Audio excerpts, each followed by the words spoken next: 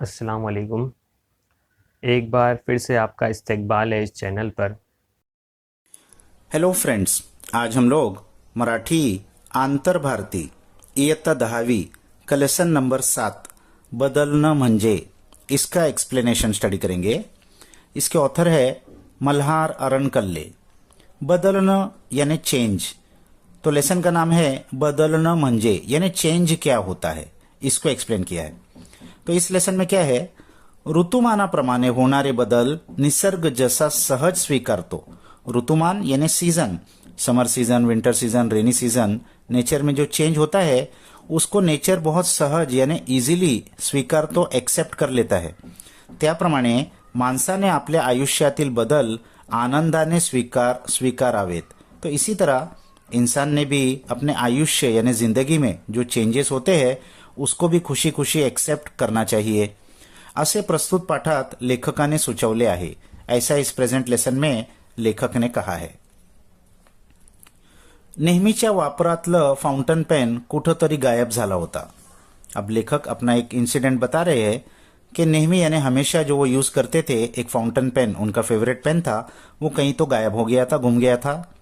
बराच शोध घेऊनही काही केल्या ते सापडत नव्हतं। बहुत ढूंढने पर भी, कुछ भी करने पर भी वो मिल नहीं रहा था।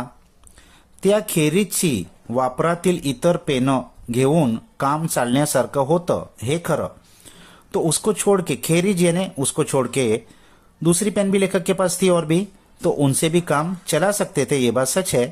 पण तरीही सारखा वाटतच होतो। लेकिन फिर भी कंटिन्यूस उनको ऐसा ही लग रहा था की ते नेहमीच पेन मिळायला हवं, कि वो जो नेहमी यानी रेगुलर जो वो यूज करते थे वही पेन मिलना चाहिए। उनको हैबिट हो गई थी उसकी।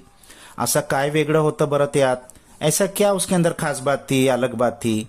खरं म्हणाल तर ते कुठल्याही पेनासारखंच पेन होता। अरे सच में कहे तो वो कोई भी दूसरे पेन के जैसा ही एक पेन था, पण तरीही वापराच्या नित्य परिचयानं तेच काहीसा वेगळं वाटू लागला होता। लेकिन फिर भी वापरने का नित्य परिचय, नित्य यानी रेगुलर, परिचय यानी ओळख, पहचान, रेगुलर यूज कर करके लेखक को उसको यूज करने की हैबिट हो गई थी। इसीलिए वो पेन उनको अलग लगने लगा था, पसंद आ गया था। जिथं जिथं पेन लपून बसलं असावं असं वाटत होतं, जहां जहां वो पेन लपून बसने, छुप कर बैठना, यानी जहां वो छुप कर बैठा होगा ऐसा लेखक को फील होता था, तिथं तिथं पुन्हा पुन्हा पाहिलं। वहां वहां लेखक ने पुन्हा पुन्हा यानी बार बार देखा, चेक किया, पेन कहीं मिळाला नाही, पेन लेकिन नहीं मिला। आखिर दूसरा पेन घेऊन काम शुरू केला, तो एट लास्ट लेखक ने दूसरा पेन लेकर काम शुरू कर दिया। ये पेन काहीसं वजनदार आहे। अब इस पेन में लेखक को क्या खराबियां नजर आ रही थी कि ये पेन कुछ ज्यादा वजनदार लग रहा था, उनको हैवी लग रहा था। त्याचं वळण काही पहिल्या पेनासारखं नाही। इसका वळण, इसका टर्न, इससे जो कर्व बना रहे थे वो पहले पेन के जैसा नहीं था। रंग ही तेवढा शोभेसा नहीं, इसका रंग भी उतना ब्यूटीफुल नहीं था। शाई थोड़ी फिकटच वाटते और इसकी इंक भी थोड़ी फीकी लग रही थी। अक्षर ही किरट येत आहे अशी काही वैगुण्ये त्यात दिसू लागली, और इससे जो अक्षर, जो अल्फाबेट्स लिखे जा रहे हैं वो थोड़ा किरट, किरट यानी बहुत छोटे आ रहे, पढ़ नहीं जा रहा है, इतना छोटे छोटे अक्षर आ रहे हैं। ऐसी कुछ इस पेन की वैगुण्य उनको नजर आई। वैगुण्य यानी बैड क्वालिटीज, कुछ दोष इस पेन में उनको नजर आ रहे थे। त्याच त्या विचारांनी ते पेन वापरू नये असं एक सारखं वाटू लागलं। तो ऐसे ही सब उनको ख्याल आने लगे, तो ये पेन मैं इस्तेमाल नहीं करूं ऐसा उनको लगने लगा। एखादी दाट परिचयाची खास स्नेहातली व्यक्ती दिवसभर भेटली नाही, तिच्याशी संवाद करता आला नहीं कि आपण अस्वस्थ होतो। अब लेखक कुछ एग्जाम्पल दे रहे हैं कि एखादी दाट परिचयाची, दाट यानी बहुत गहरा, परिचय पहचान, तो हमको अगर किसी से बहुत गहरी पहचान हो, खास स्नेहातली, खास जिससे हमारा ताल्लुक हो, ऐसी व्यक्ति अगर दिन भर हमको नहीं मिले, उसे बात करने का मौका न मिले, तिच्याशी संवाद करता आला नाही, यानी उससे कॉन्वर्सेशन, बात करने का मौका ना मिले पूरा दिन, कि आपण अस्वस्थ होतो, तो हम थोड़े बेचैन हो जाते हैं। तसंच काहीसं झालं, ऐसे ही मुझे कुछ हो रहा था। पुन्हा एकदा ठरवलं, फिर से मैंने डिसाइड कर लिया कि ते काही नाही, पूर्वीचा फाउंटन पेन शोधून काढायचाच। ये जो पहले का फाउंटन पेन है इसको ढूंढ के निकालूंगा ही। असेल कुठंतरी कप्प्यात, एखाद्या पुस्तकात, होगा कहीं तो भी किसी कप्पे में, कप्पा यानी खंड, ड्रॉर में, एखाद्या पुस्तकात कोई एक किताब के अंदर रख दिया होगा कोई ड्रॉर में, पण ते शोधायचंच, लेकिन मैं उसको ढूंढ के ही निकालूंगा. आश्चर्य नव्हे, खरोखरच दुसरा पेन हातात घेऊन पहिल्यासारखं लेखन करताच येईना. अरे आश्चर्य सरप्राइज की बात नहीं थी, बल्कि सचमुच ही दूसरा पेन हाथ में लेकर वो पहले पेन के जैसे लिखने मुझे आ ही नहीं रहा था. मनाला ही मरगड़ वाटू लागली. मन में भी मुझे बहुत ये नए पेन को यूज करते हुए मरगड़ फील हो रही थी. मरगड़ यानी लेजीनेस, अनएंथुसियास्टिक. बेचैनी वाढली, मेरी बेचैनी बढ़ रही थी. कार्यालयातून घरी परतल्यावर थोड्या वेळानं पुन्हा बाहेर पडलो. कार्यालय ऑफिस, ऑफिस से घर आने पर, रिटर्न आने पर थोड़ी देर में मैं फिर से बाहर निकला. ताजी शुद्ध हवेत फिरून यावं, यानी ताजी शुद्ध हवा में मैं फिरकर आता हूं, म्हणजे जरा बरे वाटेल असं वाटलं. तो मुझे थोड़ा अच्छा लगेगा, ऐसा मुझे लगा. थंडी दूर पड़ाली होती आणि उष्मा वाढू लागला होता. अब बाहर का माहौल लेखक डिस्क्राइब कर रहे हैं मौसम का, कि ठंडी दूर भाग गई थी, पड़ाली होती भाग गई थी, आणि उष्मा वाढू लागला होता. उष्मा गर्मी बढ़ रही थी. दिवस ही मोठा झाला होता, दिन भी बड़ा हो गया था. सायंकाळ झाली तरी सगळीकडे लख्ख उजेड होता. सायंकाळ शाम शाम हो गई थी, लेकिन फिर भी सब जगह लख्ख यानी एकदम ब्राइट उजेड उजाला था. हिवाळ्यात आक्रासलेली झाडे, यानी हिवाड़ा यानी ठंडी के मौसम में आक्रासलेली झाड़े, ठंडी के मौसम में झाड़ थोड़ा मुरझाए हुए लगते हैं. वो क्या हो गया, अब ये थोड़ा गर्मी स्टार्ट हो रही थी, तो वेली उन्हाच्या कडकपणामुळे तापू लागल्या होत्या. तो झाड़ और वेली, झाड़ तो पेड़ होते और वेली क्रीपर्स, ये गर्मी की जो ऐसा ऐसा गर्मी बढ़ रही थी तो उसके वजह से थोड़ा तापू लागल्या होत्या, थोड़ा तप रहे थे, गर्म हो रहे थे. काही झाडांची पानगड यानी पत्ते गिरना भी शुरू हो गए थे. झाडांचे खराटे दिसू लागले होते. वो झाड़ एकदम खराटे के जैसे, यानी उनके तिनके तिनके दिख रहे थे, सब पत्ते गायब हो गए थे. त्यांच्या वेड्या वाकड्या फांद्यांची नक्षी वेगवेगळे आकार घेऊन फिरत होती. तो अब झाड़ के पूरे पत्ते गिर गए तो अलग अलग उसके जो आकार, शेप की जो फांदियां थी, जो टहनियां थी, उससे एक जैसे कि नक्शी, एक पैटर्न, एक डिजाइन के जैसा अलग अलग झाड़ के अलग अलग डिजाइन दिख रहे थे. वाऱ्याच्या फेऱ्याबरोबर धूळ पाचोड़ा भिरभिरत होता. हवा के झोंकों के साथ धूल और पाचोड़ा यानी कचरा भी भिरभिरत होता, हवा में घूम रहा था. दोपहरचा उकाळा कमी झाला होता. दोपहर की गर्मी भी थोड़ी सी कम हो गई थी. सुखद वारा फिरू लागला होता. एक अच्छा लगने वाली हवा फिर रही थी. काही दिवसांपूर्वीच हिवाळा कुठल्या कुठ गायब झाला होता. कुछ दिन पहले ही हिवाळा यानी ठंडी कहीं का कहीं गायब हो गया था, यानी मौसम चेंज हो गया था. केवढा मोठा बदल, ये कितना बड़ा चेंज है. पण सारं कसं आगगाडीनं रोड बदलावं तसं सहजपणाने घडून आलेलं. लेकिन इतना बड़ा बदल भी ट्रेन जैसे पटरी बदलती है, रोड यानी पटरी, रेल, इतनी आसानी से ये नेचर में हो गया. निसर्गात झालेलं, नेचर में ये हो गया इतना बड़ा चेंज. निसर्ग कसा बदलतो, नेचर कैसा चेंज हो जाता है, नवनवे बदल कसे स्वीकारतो, नए नए बदल को नेचर कैसा एक्सेप्ट कर लेता है. हिवाळा संपला की तो उन्हाळा सामावून घेतो. हिवाळा यानी ठंडी खत्म होती है तो उन्हाळा यानी समर सीजन को नेचर समावून घेतो, अपना लेता है. आणि उन्हाळा गेला की तो पावसाळा रंगून जातो, और जब गर्मी खत्म होती है तो बारिश का सीजन भी रंग आ जाता है. निसर्ग केवळ हे एवढेच बदल स्वीकारतो असं नव्हे. नेचर सिर्फ ये इतना ही बदल को एक्सेप्ट करता है, चेंज को, ऐसा नहीं है. तर त्याच्याबरोबर कितीतरी गोष्टी बदलतात, लेकिन उसके साथ में बहुत सारी चीजें चेंज हो जाती है. पावसाळ्यात धरणीतून कोवळं अंकुर डोलू लागतात. बारिश में धरती में से कोवड़ा यानी एकदम फ्रेश, अंकुर यानी बीज में से निकला हुआ पहला पत्ता, नए नए बीज में से पत्ते निकलना शुरू होते हैं, डोलने लगते हैं. झाडांवर फुलं हसू लागतात और आहिस्ता आहिस्ता फिर झाड़ों पर फूल हंसने लगते हैं. आकाशातून रेशीम धारा बरसू लागतात. आसमान से रेशम धारा यानी बारिश बरसने लगती है. विजांचा कडकडाट होतो आणि ढगांचे गडगडाटी नगारे घूमू लागतात. बिजली की कड़कड़ाहट होती है और ढग यानी बादल में से गड़गड़ाटी नगारे, नगारे यानी वो ड्रम होता है, तो बादल की जो बिजली की आवाज को कोई ड्रम बजा रहा है, ऐसी मिसाल दी है कि बादल में से जैसे कोई ड्रम बजा रहा है, उसकी आवाज घूमने लगती है. नदी नाले तुडुंबतात, नदी और नाले तुडुंबतात यानी भर जाते हैं. आणि डोंगर माथ्यांवरून फेनील धबधबे उड्या घेऊ लागतात. और डोंगर यानी पहाड़, माथा यानी पहाड़ के टॉप पे से फेनिल धबधबे, धबधबे यानी वाटरफॉल, और फेनिल यानी फेस, व्हाइट फेस, झाग आते हुए ऐसे वाटरफॉल उड्या घेऊ लागतात, उडी मारने लगते हैं, गिरने लगते हैं. सृष्टी मखमली हरित वसन लेवून खुलवून जाते, और सृष्टि नेचर जैसे कि मखमली सिल्क का हरित वसन हरे कपड़े पहनकर खुल जाती है, खिल जाती है. उन्हाळा हे सारं पिऊन टाकतो, तो जब गर्मी आती है तो गर्मी ये सब पी लेता है, यानी पानी सब खत्म हो जाता है. आणि यापेक्षा वेगळाच बदल पृथ्वी तलावर घडून येतो, और इससे कुछ अलग ही एक चेंज पृथ्वी तल यानी जमीन के ऊपर घडून येतो, उसकी वजह से हो जाता है.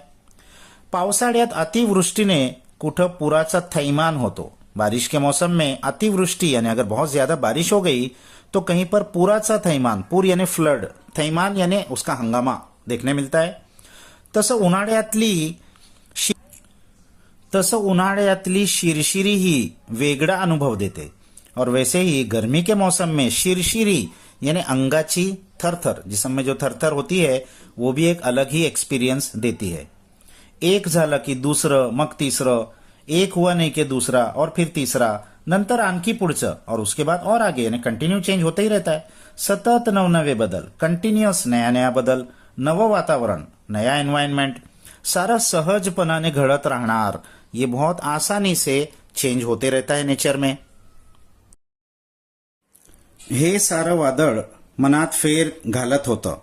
ये सब वादळ यानी बादल यानी ये सब सोच मन में घूम रही थी. निसर्ग हे बदल कसे काय स्वीकारतो, नेचर ये सब चेंजेस कैसे एक्सेप्ट करता है, तो कुठं अस्वस्थ होतो, वो कहाँ बेचैन होता है, तो हे बदल सामावून घ्यायला कुठं विरोध करतो, वो इस बदल को सामावून घ्यायला यानी अपने अंदर समा लेने के लिए, एक्सेप्ट करने के लिए कब विरोध करता है. आलेला बदल स्वीकारला असं तर निसर्गात सतत होत असतं. आया हुआ चेंज को एक्सेप्ट करना ये तो नेचर में कंटिन्यूअस होते ही रहता है. नेहमीच्या वापरातल्या फाउंटन पेन ऐवजी दूसरं पेन स्वीकारायला माझं मन मात्र कुरकुरत होतं. हमेशा की जो मैं फाउंटन पेन इस्तेमाल करता था उसके बजाय किसी दूसरे पेन को स्वीकार एक्सेप्ट करने के लिए मेरा मन कुरकुर कर रहा था, कंप्लेंट कर रहा था. एक अगदी साधा किरकोळ बदल, ये तो एक एकदम साधा सिंपल चेंज था, पण त्यानं आलेली अस्वस्थता केवढी, लेकिन उससे भी मेरे अंदर कितनी बेचैनी आ गई थी. सारा मनाचा खेळ, ये सब मन का खेल है. वास्तविक एवढा साधा बदल सहजगत्या पचायला हवा. अरे एक्चुअल में तो इतना सादा सिंपल सा चेंज आसानी से पचा लेना चाहिए था, एक्सेप्ट कर लेना चाहिए था, पण तेही जमत नव्हतं. लेकिन वो भी मुझे नहीं जम रहा था. आपन बदल स्वीकारताना कुरकुर करतो. अब इंसान की एक नेचर, फितरत बता रहे हैं कि हम बदल करने में कभी भी कुरकुर करते, कंप्लेंट करते हैं, बदलांवर टीका करतो. चेंज के ऊपर हम टीका, कमेंट्स करते हैं, उसको क्रिटिसाइज करते हैं. नकोच अशी आग्रही भूमिका घेतो. नहीं, ऐसा हम आग्रही यानी एकदम हट, जिद करके भूमिका, ऐसा रोल हम अपना लेते हैं. बदलात काही स्वागताई आहे की नाही ते तपासून पाहत नाही. इस बदल में कुछ स्वागताई यानी स्वागत करने लायक, एक्सेप्ट करने लायक कोई चीज है क्या नहीं, वो भी तपास कर, चेक कर नहीं देखते. बदल म्हटला की विरोध असं आपला वर्तन असतं. बदल वर्ड आया तो बस उसका विरोध करना है, ऐसा हमारा बिहेवियर होता है. एखादी सुधारणा होणार असली तरी आपण विरोधात उभे ठाकतो. कोई उससे सुधारणा, कोई इंप्रूवमेंट होने वाली हो उस बदल से, फिर भी हम उसके विरोध में खड़े हो जाते हैं. सुधारणा हा वरवरचा मुलामा आहे, तो दिखाऊ आहे, त्यामागे दडलेले वास्तव वाईट आहे, अशी भूमिका हिरिरीनं मांडतो. अब हम लोग क्या करते हैं, ये जो सुधारण दिख रहा है, कुछ चेंज, कुछ अच्छा होने वाला है, ये सिर्फ ऊपर ऊपर से मुलामा है, यानी ऊपर ऊपर का उसका गिलाफ है, कपड़ा है, तो दिखाऊ आहे, वो सिर्फ दिखाने के लिए है. त्यामागे दडलेले वास्तव वाईट आहे. इसके अंदर जो छुपा हुआ, दडलेला यानी छुपा हुआ वास्तव, रियलिटी वो बहुत बुरी है. यानी ये ऊपर ऊपर से हमको दिखा रहे कि चेंज से फायदा होगा, अंदर ये कोई बुरी चीज है. अशी भूमिका हरिहरीनं मांडतो. ऐसी भूमिका हम बहुत हरिहरीनं यानी आग्रहानं यानी बहुत जिद से हम ऐसी भूमिका बना लेते हैं. विजय साजरा करतो और उस बदल को रोक लेने से फिर हम सेलिब्रेट करते हैं कि हमने बदल होने नहीं दिया, विक्ट्री सेलिब्रेट करते हैं. अशामुळे बदल दूर जातो, तो ऐसे हमारे बिहेवियर के वजह से वो बदल फिर चेंज नहीं हो पाता, वो दूर चले जाता है. इतके उन्हाळे पावसाळे अनुभवत आपण वाढत राहतो. कितने हम गर्मी और बारिश के सीजन अनुभव करते हुए बढ़ते हैं. नवनवे अनुभव पचवत जीवन क्रम करत राहतो. नए नए अनुभव एक्सपिरियन्स को पचाते हुए हम जीवन का क्रम चलाते हैं. पण आजूबाजूच्या निसर्गापासून एवढंही शिकू शकत नाही. लेकिन हमारे आजूबाजू के नेचर से हम क्या इतना भी नहीं सीख सकते? नहीं, आपण बदल सहजासहजी स्वीकारतच नाही. नहीं, हम तो चेंज को सहजासहजी आसानी से एक्सेप्ट ही नहीं करते. सख्ती केली तरच आपण बदलांना मान्यता देतो. अगर सख्ती की गई तो फिर ही हम बदल को एक्सेप्ट करते हैं. आपण बदलत नाही म्हणून आक्रासलेले दुर्मुखलेले राहतो. हम चेंज होते नहीं तो इसीलिए हम आक्रासलेले और दुर्मुखलेले यानी दुखी रहते हैं. बदलणं हा निसर्गाचा स्थायी भाव आहे. चेंज ये तो नेचर का एक कांस्टेंट है, यानी change is the only constant in nature. तो त्याचा स्वभाव आहे, वो तो इसका फितरत है, स्वभाव है. आपण वर्तनातला बदल खपवून घेऊ शकत नाही. हम अपने वर्तन यानी बिहेवियर का बदल खपा नहीं सकते, यानी उसको एक्सेप्ट नहीं कर सकते. तिथे स्वभाव बदलण्याची गोष्ट दूरच ठेवली पाहिजे. तो हम अपना स्वभाव चेंज करेंगे ये बात तो फिर दूर ही रख दो. मी असा आहे असं सांगण्यातच आपल्याला धन्यता वाटते. मैं तो ऐसा ही हूं ये कहने में ही हमको बहुत धन्यता, बहुत फखर महसूस होता है कि भाई मैं तो ऐसा ही हूं, मैं नहीं बदल सकता. अपन त्याचाच अभिमान बाळगतो, बल्कि हम तो उसका अभिमान फखर से उसको कहते हैं कि मैं तो ऐसा ही हूं. बदलणं म्हणजे फुलणं, बहरणं, कात टाकणं, जुनं सोडून नवं होणं. झाडावर कोवडी पालवी येते. अब वो बदल का, चेंज का बहुत अच्छे से समझा रहे हैं कि उसका मतलब क्या है. तो चेंज का मतलब है फूलना बहरना. फूलना यानी फूल आ जाना, बहरना बाहर आ जाना, फूल आ जाना. कात टाकना, कात टाकने यानी टू शेड स्किन. सांप जो अपनी चमड़ी निकाल के छोड़ देता है कुछ दिनों में, उसको कात कहते. यानी उसने पुरानी चमड़ी निकाल दिया और उसको नई चमड़ी आ गई, यानी चेंज हो गया. जुना सोडून नवं होणं, जुना छोड़कर नया होना. झाडावर कोवड़ी पालवी येते. झाड़ के ऊपर कोवड़ी यानी एकदम फ्रेश, पालवी यानी एकदम नया नया पत्ता आता है. पानं वाढू लागतात और फिर वो पत्ता बढ़ने लगता है. पाना आड कळ्या हसू लागतात. उन पत्तों के पीछे कलियां हंसने लगती है. त्यांची फुलं होतात, वो कलियों से फिर फूल होते हैं. झाडावर सुगंधाचा, सौंदर्याचा उत्सव भरतो और मौसम बहार आ जाती है. झाड़ पर सुगंध यानी खुशबू और सौंदर्य, ब्यूटी का उत्सव बहरतो, एक फेस्टिवल आ जाता है. फुलांतून फळं, फळं फुलं गळून जाणं, फूलों से फल और फिर फल और फूल गल जाना, गिर जाना. पुन्हा पालवी और फिर से नई पालवी, नया पत्ता, कळ्या, फुलं आणि फळं, फिर वही कली, फिर कली से फूल, फिर फूल से फल. बदल, एक सारखा बदल. नेचर में तो चेंज हो रहा है, कंटिन्यूअस चेंज हो रहा है. बदलना म्हणजे दुसऱ्याच्या भावनाशी समरस होणं. तो इंसानों के अंदर बदल क्या होगा? दूसरों की भावना से, दूसरों की फीलिंग से समरस होना, यानी उनकी फीलिंग को समझना. दुसऱ्याला समजून घेणे, दूसरे को समझ कर लेना. आपण बदलायला हट्टानं नकार देतो आणि आयुष्यात विसंवाद ओढवून घेतो. हम चेंज को हट यानी जिद से नकार देते हैं और फिर जिंदगी में विसंवाद यानी किसी से बात नहीं करना ओढ़वून घेतो, अपने ऊपर लाजिम कर लेते, फिर किसी से बात ही नहीं करते. बदललो नहीं तो दूसरे कोणाशी सूर जोड़नारच नाहीत. अगर हम चेंज नहीं होंगे तो दूसरे किसी से हमारा सूर नहीं मिलेगा, यानी दूसरे किसी से हम मैच नहीं हो पाएंगे. सप्तरंग म्हणजे काय आहे? 7 कलर्स किसको कहते हैं? जैसे इंद्रधनुष में 7 कलर होते हैं. एकातून दुसरा बदल आणि त्यातून विकसित झालेलं रंगांचा अनुपम सौंदर्य. तो एक से दूसरा बदल और बदल में से विकसित झालेला, डेवलप हुआ रंगों का एक अनुपम सौंदर्य. अनुपम यानी अवर्णनीय, अनडिस्क्राइबेबल, यूनिक ब्यूटी. 7 कलर्स की, 7 कलर जब मिलते हैं, अलग अलग चीजें जब मिलती है तो उसमें बहुत ब्यूटी निर्माण होती है. सप्तसूर म्हणजे तरी काय आहे? इसी तरह 7 सूर क्या होते हैं?